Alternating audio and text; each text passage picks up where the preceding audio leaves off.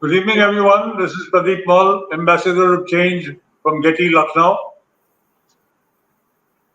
And right now, you are on our disruptive educational platform provided to us by our mentor, Dr. Sunita Gandhi. On this platform, we have met with and interacted with more than 1,600 educators from India and all over the world. And this evening, we have for you Professor Koteswara Rao Kolli. He's the director of KL University from Aziz Nagar, Hyderabad, Telengana. And he will be speaking to us from Toronto in Canada. In the field of higher education, Professor Koteswara Rao Kolli is an academic visionary with 50 years plus of experience and global exposure in organizational restructuring and administration.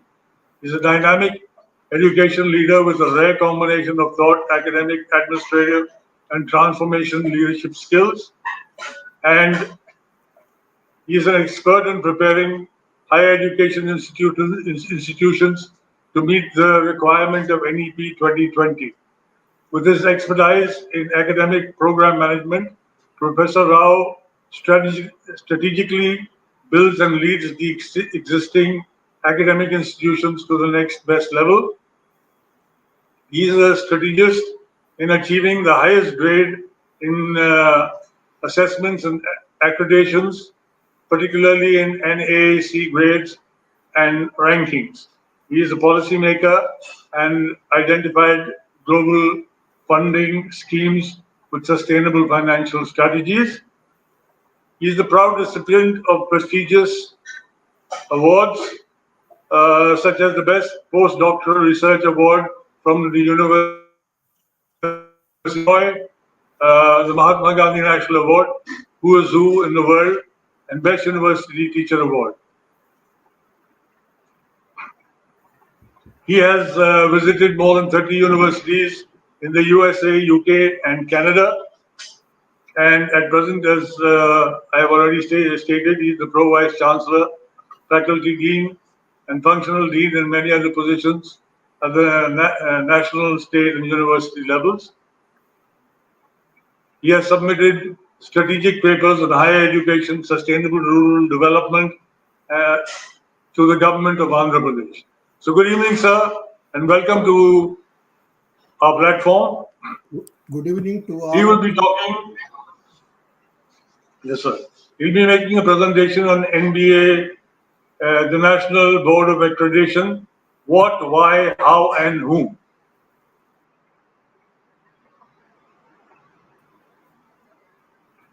Good evening. Over to you, sir. All of you.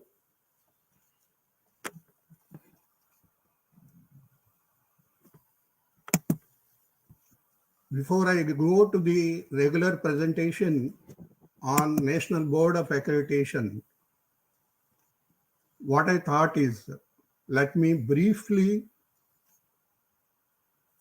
tell about national education policy, which is linked to our quality, because national education policy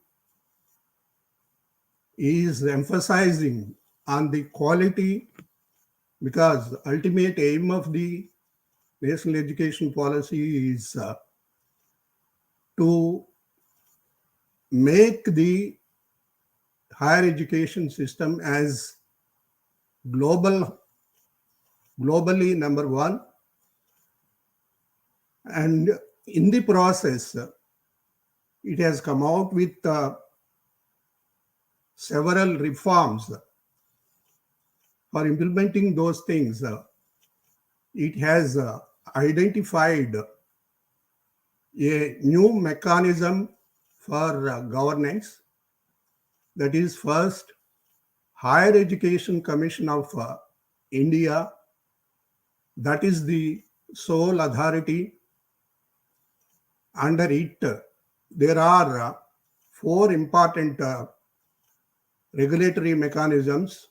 The first is Higher Education Regulatory Council, which regulates the entire higher education system in the country. And next comes the General Education Council, which standardizes the total education in the country. And next, Higher Education Grants Commission, which provides funding to the education institutions. And lastly, the quality, which is to be focused at the national level, that is National Accreditation Council. So this shows the importance of the quality. The quality would cover the important aspects, say, for providing or ensuring the quality in the higher education system. There are two important agencies or organizations which ensure the quality in the country. First, NAC, National Assessment and Accreditation Council, which accredits the institutions and maintains standards which are required for improving the quality. Likewise, there is another organization that is called National Board of Accreditation, which provides standards for ensuring the quality in the identified organizations and identified programs. The difference between the two is the NAC would cover the entire institutional quality, whereas NBA covers only at the program level.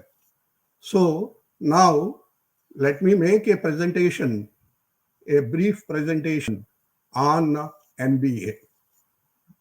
If you look at that is first of all what NBA is. National Board of Accreditation. This board is earlier it was part of AICTE, All India Council for Technical Education. Now it is independent in accrediting the programs of the AICTE approved institutions. So if you look at the what is accreditation? Accreditation is a process of quality assurance and improvement, wherein program is mainly meant for what you call the basis for all those things, for providing the standards and other things. And in a way, we can say it's a recognition, a kind of recognition which indicates the program of an institution for meeting the standards. Yeah, when it comes to the point to whom it is meant, does it accredit all the institutions or all the programs? No, it is confined only to certain identified disciplines like all diploma, degree, that is undergraduate and postgraduate programs in the following disciplines. So that is engineering and technology, computer applications, pharmacy, management, hotel management, and catering technology, also architecture. Yeah, when it comes to the, does it accredit the institutes or departments or courses or individuals? No. It accredits only the programs of the institutions which are accredited by the AICTE or approved by the AICTE. as I previously told, that it covers diplomas, undergraduate and postgraduate programs of different disciplines: engineering, technology, management, pharmacy, architecture, applied arts and crafts, likewise computer applications. So when it comes to the accreditation part, it would also look at what you call the institutional happenings in the organization. That is, as you know, that every organization is having certain vision. That vision for achieving that vision through various means, that is called mission. Strategy, we need to decide, because there are a number of competitors and a number of stakeholders. We need to satisfy them. That's why we need to adopt our own strategy for satisfying our own stakeholders. Likewise, every university or institute would be having a number of departments, and each department would offer different types of programs in the university or college or whatever it may be. Then under that, even the department is having its own vision, public mission also, which would be under the scope of organizational vision. So for that, as we are focused much on program accreditation, we need to look at the program educational objectives. Say, for example, if you take engineering and technology, see, the program objective would be developing professional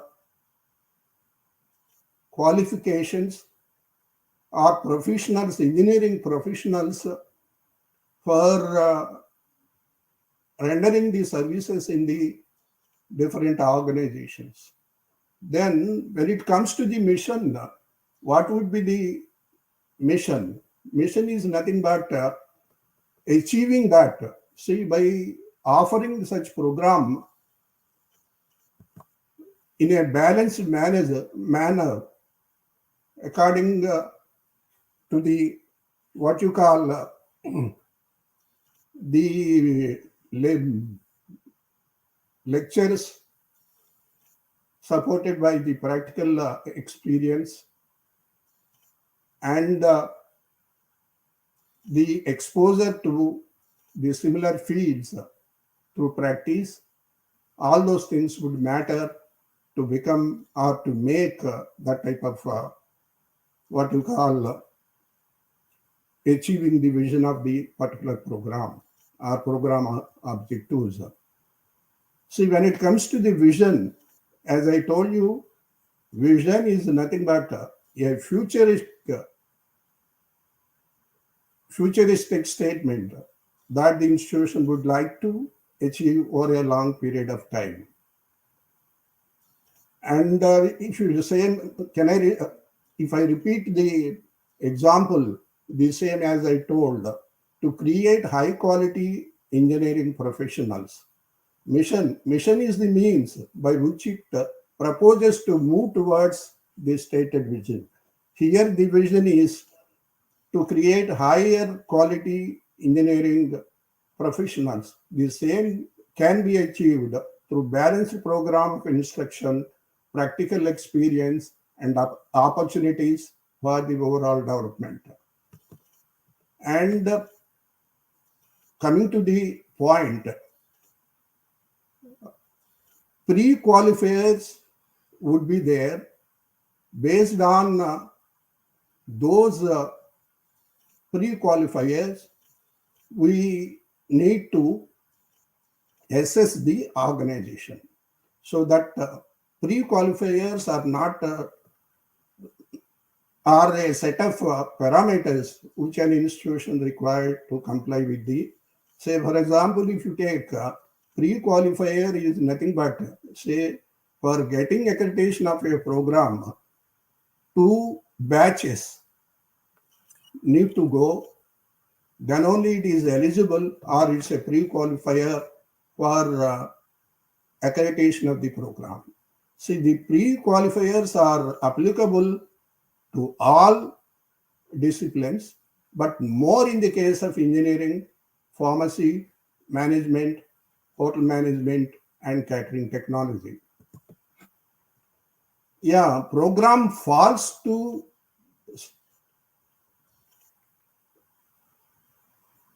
if a program is for taking up the quality part, and if it fails to qualify the pre-qualifiers, then in such case the it is not eligible for accreditation. That means the program is not eligible for that program. So every program need to satisfy the pre-qualifiers, then only it gets the eligibility for accreditation. Yeah, what are the benefits out of the accreditation? As you know, it supports the institutions to find out the lacunas or deficiencies in the important aspects of teaching learning process, even the curriculum part.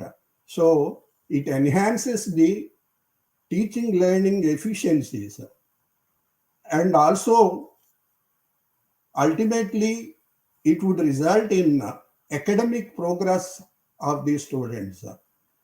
Say for example, if you take which we are going to discuss at length in subsequent slides, that is nothing but Washington Accord. Washington Accord is nothing but an international agreement signed by the different countries for getting importance to the respective programs in the member countries, which enhances the employability or post graduation in the case of engineering music. Yeah, this is Washington Accord is started with 6 countries in 1989. Now the number has gone up 22 countries, and this list would contain all the major educational systems having, if you look at the international higher education, most students would prefer to go US, likewise UK, likewise Australia, Canada, and other countries. Even the tiny countries like Philippines, Taiwan would also be there in the list. And this Washington Accord would help the member countries to have an edge over others to get the best possible employabilities. That means the quality and qualifications would be moved to globally requirements and meet the globally requirements. Yeah. Yeah. Now, what is the process for accreditation?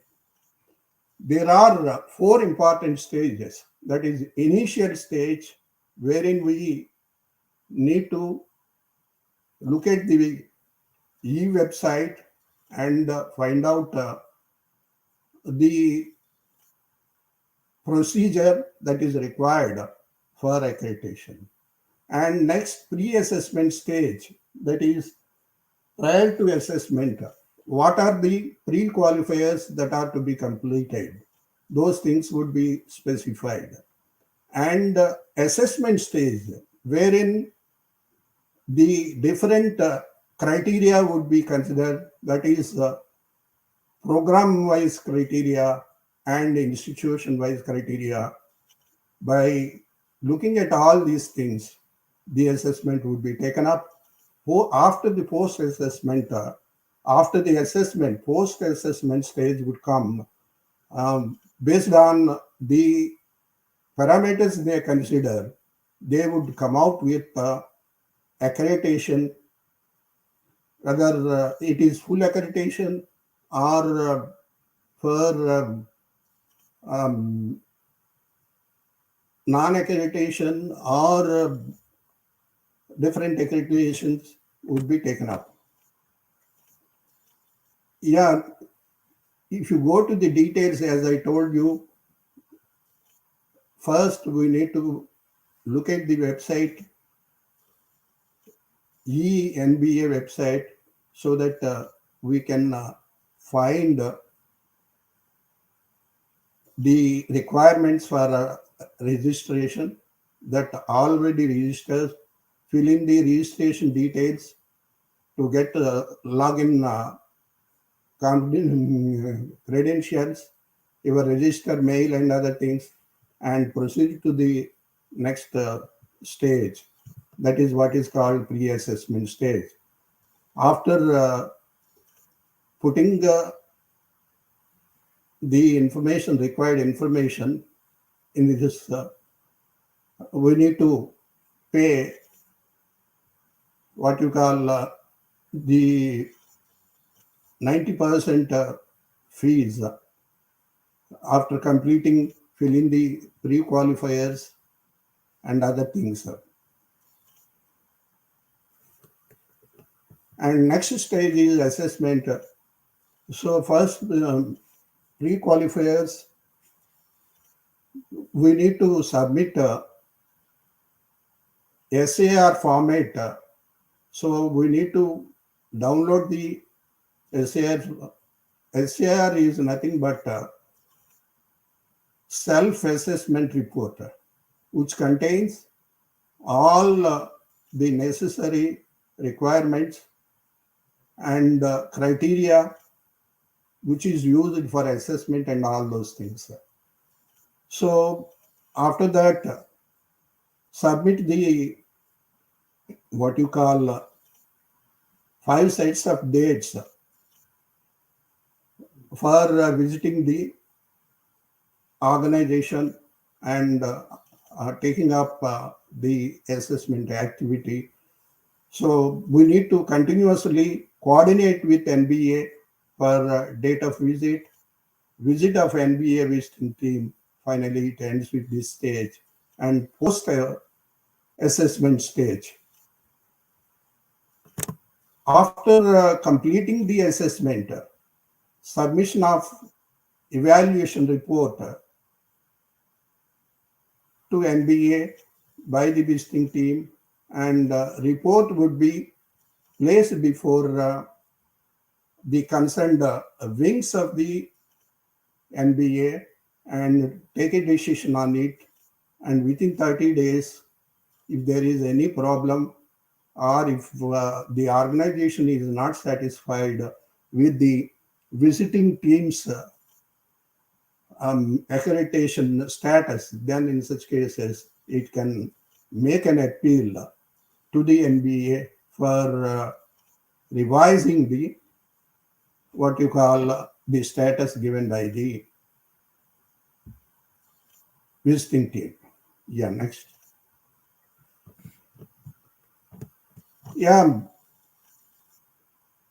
as I already discussed,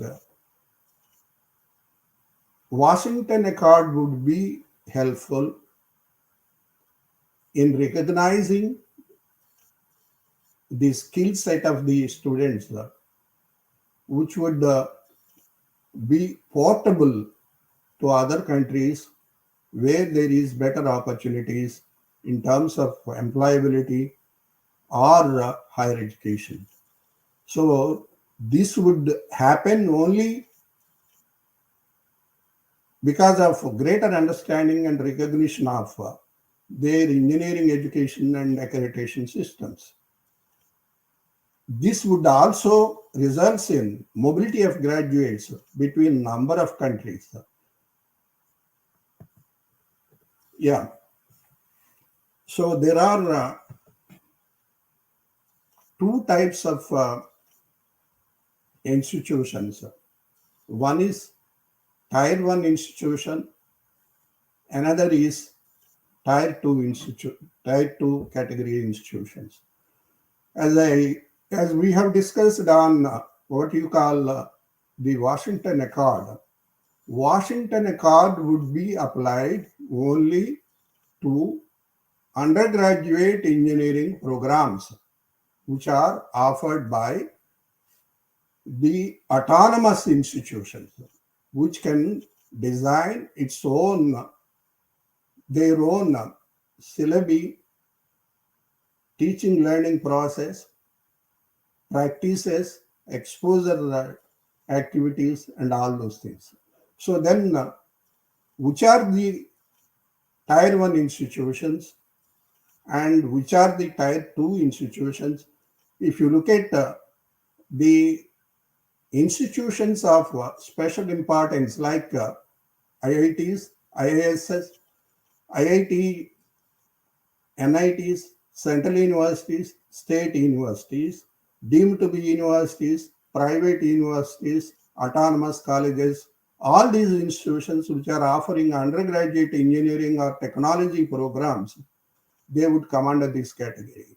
And all other institutions, all the affiliated colleges of state universities, for example, if you take Banaras Hindu University, Banaras University, you would be having some affiliated colleges. Likewise, JNTU, OU, Bangalore, many more. Yeah, what are the benefits? We discussed regarding the benefits of what you call the Washington Accord benefits.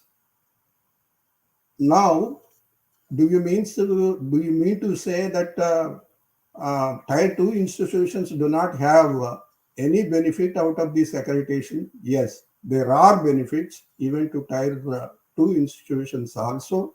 They are validating the quality standards because a number of institutions are there, a number of universities which are offering the engineering, pharmacy, management, and other programs. But those who are having program accreditation for such disciplines, they are having an edge over other institutions because of the quality standards.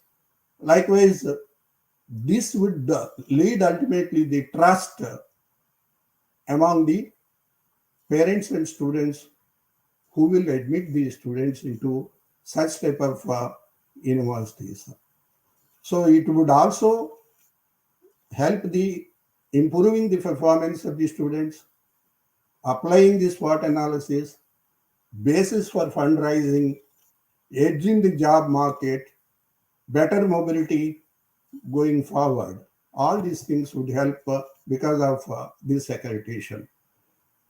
Colleges are periodically evaluated for stringent NPA accreditation criteria with the purpose that they are on par with international best practices that would help the students to expose themselves what is happening in the global higher education. Yeah, purpose of accreditation by NBA is to promote and recognize excellence in technical education in colleges and universities at both the undergraduate and postgraduate levels. So the accreditation process empowers higher education institutions, helping them to analyze their loopholes, improve their academic structures, provides institutions an opportunity to design their own education and head the direction of the continuous improvement.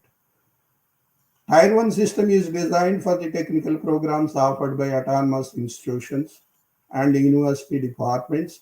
As I told, those institutions which are having autonomy in designing the curriculums, syllabus, the teaching practices, teaching learning processes, and other things. Tier 2 needs autonomous for the needs of non-autonomous institutions, both private and government-controlled affiliated the universities.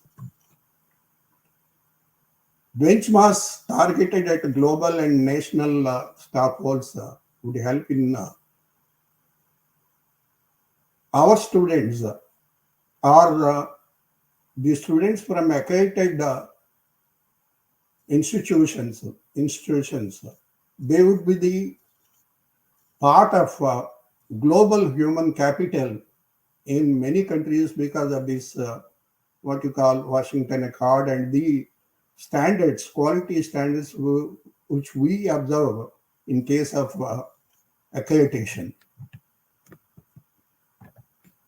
Yeah, see, do you mean to say that accreditation is free of cost? No. It is having certain fee for accreditation. So this can be classified into three categories: registration fee, that is 1 lakh per program plus GST; accreditation processing fee, that is 2 lakhs plus GST.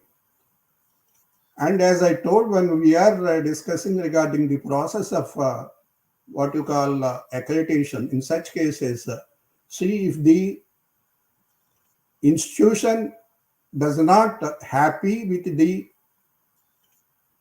report or evaluation process and giving the status, accreditation status, then in such cases, it can make an appeal to the appeal committee of the NBA. For that purpose, a fee would be there, that is 1.5 lakhs plus GST.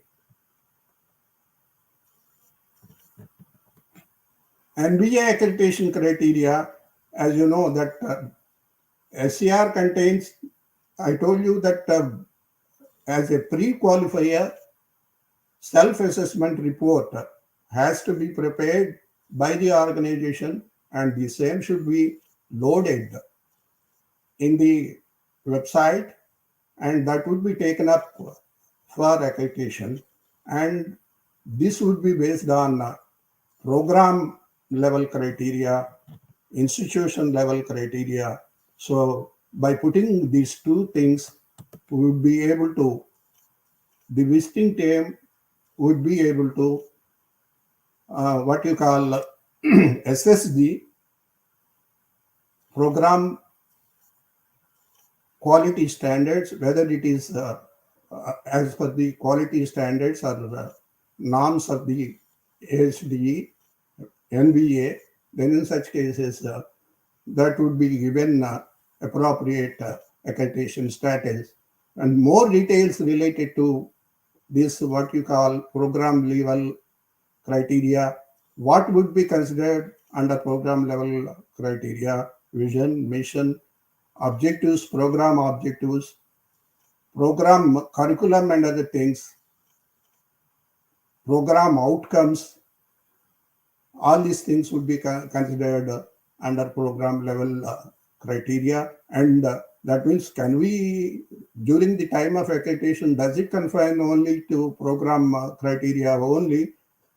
No, it would also focus on institutional level criteria, that is nothing but what you call the first year academics, because in first year academics we get all what you call related to STEM, that is sciences, technology, mathematics and other things would be dealt in the first year. That is why there should also be considered for this thing. And what you call the institutional support and the leadership they provide, practical facilities they provide, how much budget allocation is given for such type of things, and all those things would be considered. So by putting together all these things, they would give the accreditation status. Yeah.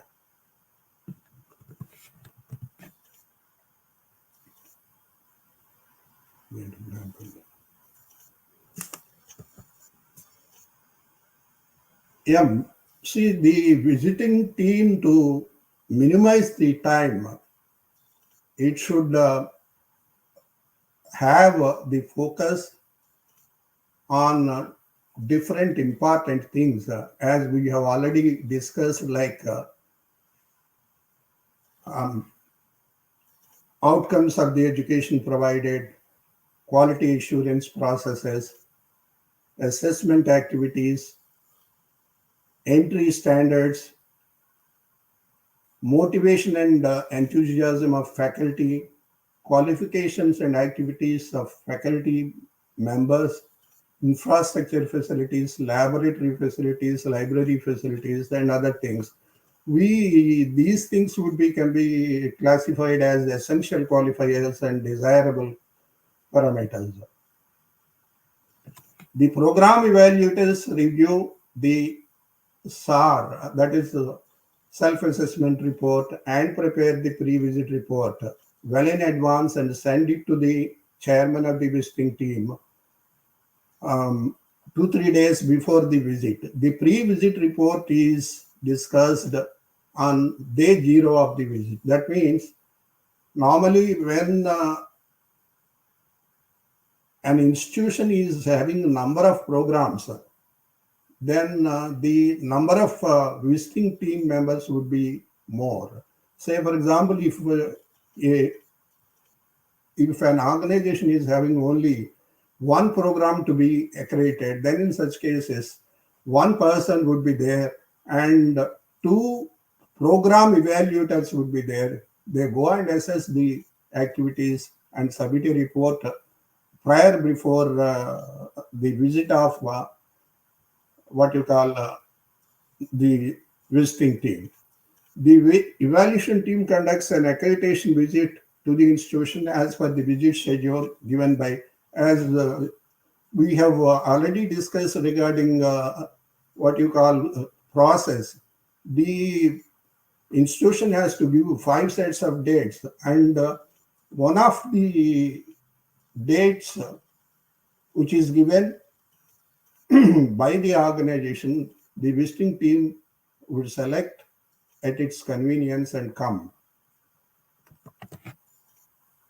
Yeah, it provides the following documents. What are the, because see, by seeing physically, they may not come to a conclusion unless the documents relevant to what you call program, institution, all these things, then in such cases, it would be easy for the visiting team to decide whether it comes under the full accreditation or provisional accreditation or not accreditation. So that's why evaluation guidelines, format of the visit report, visit schedule, list of documents to verify during the visit, all these things would be considered, and these things would be given in number of sets to facilitate the visiting team to go through and establish a decision regarding the accreditation status. Yeah, in every accreditation, not only in NBA, but also in NAC also, we feedback mechanism plays a key role. So in this case also, 360-degree feedback has been used by learning and development professionals for many years to help individuals and organizations to improve their performance. Because if you look at any organization, it doesn't exist on its own. It is supported by or connected to many stakeholders like parents who are sending their wards to the institutions. Likewise, the employers, organizations which provide placement facility to the students themselves. Like this, n number of people would be there, faculty which are playing a key role. So entire 360-degree feedback would help how the stakeholders are feeling or how they are placing this organization. This would be helpful for the visiting team to decide the status of the NBA. Yeah. Yeah. Further details, if you go regarding the verification part, budgeted allocation and utilization, audited statement of the accounts, informative website, because you see, website is the what you call the information provider to all the connected people.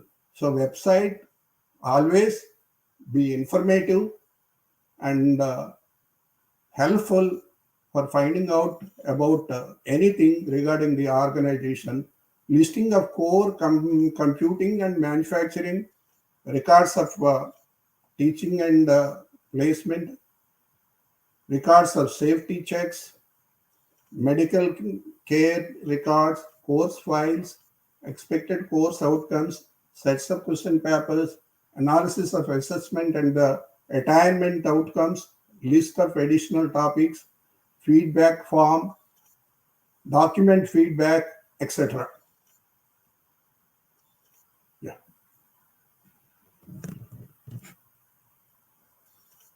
Yeah. How do we look at these things? How the organization is ready for accreditation, checking readiness for NBA and registering, preparation of self-assessment report, applying for NBA and the submission of SAR, NBA team visit and evaluation, submission of evaluation report and recommendations, accreditation decision by academic advisory committee. Yeah, so if once accreditation is given, does it remain always, or is there any duration for its validity? Then, basing on the weightages and points they score, that depends the type of accreditation they are going to get. Say out of 1,000 points, if the institution gets 750 points, then in such cases, 6 years, that is full accreditation, will be granted to the organization. If the points scored is less than 750 and having 600 points in aggregate out of 1,000 points, then accreditation will be provisional and for the duration of 3 years. And if it is less than 600, then in such cases, it would be no accreditation. Yeah, best practices. See, those who are getting the full accreditation, how they are going to get such type of accreditation for a longer duration, that is 6 years. Yeah, there are important things to be noticed or practiced. Then in such cases, they are helping them, helping them to get high scores and having a good accreditation status. Articulate the process of defining the vision, mission, program objectives, discussion process by involving the stakeholders, generate a mission of the statement as we have seen in the pyramid, PUO's matrix with jurisdiction, state clearly the process used to identify extent of compliance of the university curriculum, state the delivery details beyond the syllabus, support to weak and bright students. As you know, all the students may not have similar type of intelligence. IQ levels are varying. Then in such cases, different types of support should be given for different categories of students. Mentor-mentee system should also be there, which would help the students to take the students who are backward, taking them to the next level. In establish the correlation between the courses and the program outcomes and program specific outcomes with the help of rubric tools. Fixation of success rate with continuous monitoring, professional activities through chapters and all that would help them. Continuation, faculty of information and contributions, fix the faculty requirement about the norm and develop retention strategies. Say, for example, if you take for colleges and universities, engineering, 1:20 faculty should be there. But if we have certain institutions which are having 1:10, say institutions of special importance, they have even less than that. So in such cases, the quality faculty would be helpful in getting appropriate achievements in case of students. Continuous improvement, fixation of the target levels, innovative student support systems like mentoring, feedback analysis, zero tolerance policy, career guidance and other things, governance and transparency, nurturing aspirations and other things, functioning through well-planned policies and strategies which would be considered as best practices. Yeah, what are the do's and don'ts? See, some are the essential things which are to be part of this accreditation. Then in such cases, we need to look at such things. Temporary application ID filling of the pre-qualifiers. That is a beginning. 10% fee shall be paid and the rest of the process shall be completed within 30 days. Once you have completed the above process within the stipulated time, the result of the qualifiers, approved or not approved, will be communicated immediately. So if you delay it more than 30 days, then in such cases, we need to re-register again. That's why I am putting it as dues. The remaining 90% fee need to be paid along with the SAR. Without looking at all these things, if we pay instead of 10% of fees, 100% fees, then in such cases we will be in soup if the registration is not done. So pre-qualifiers vary from program to program. Minor admissions in the UG programs should be more than or equal to 60% for Tier 1 and 50% for Tier 2. Faculty student ratio, the department under consideration is better than or equal to, just I stated the example, 1:20 average of last years, but it is better if we have the better ratio. The professor or one professor, one associate professor on regular basis with PhD, number of available PhDs in the department should be greater than the 30%. If it is the minimum 30%, that would be better. If we have 40% more than that, that will help. Yeah. Likewise, do's, there are don'ts also. That is, don't forget to check the criteria for qualifiers on website for the programs for which you wish to apply. Pre-qualifiers would also be discussed in the earlier slides. They are nothing but what you call the norms which are required for accepting the application for accreditation for the specified programs. And don't pay, just I told you the example, instead of paying 30%, 10%, if we pay 100% for, in place of 10%, then it would be a loss. And we need to observe a lot of procedural formalities to bring back the amount. So take more than 30 days, then in such cases, we need to re-register again.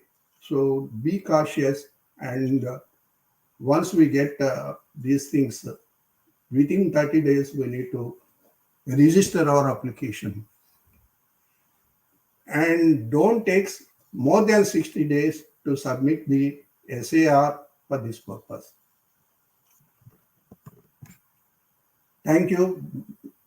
Hopefully, I covered more or less all the aspects of MBA. If there are any questions, kindly put. I'll clarify them. Thank you, Dr. Koteswara Rao, for that talk on the NBA, the National Board of Accreditation, and the what's and the whys and the hows and whom's for it. It was a very clear talk, and I'm sure it's going to be of great value to the people who will be observing this. So, good evening, everybody, and thank you very much. Good night, and see you again tomorrow. And thank you so much, Professor Dr. Koteswara Rao, for this talk. Thank you.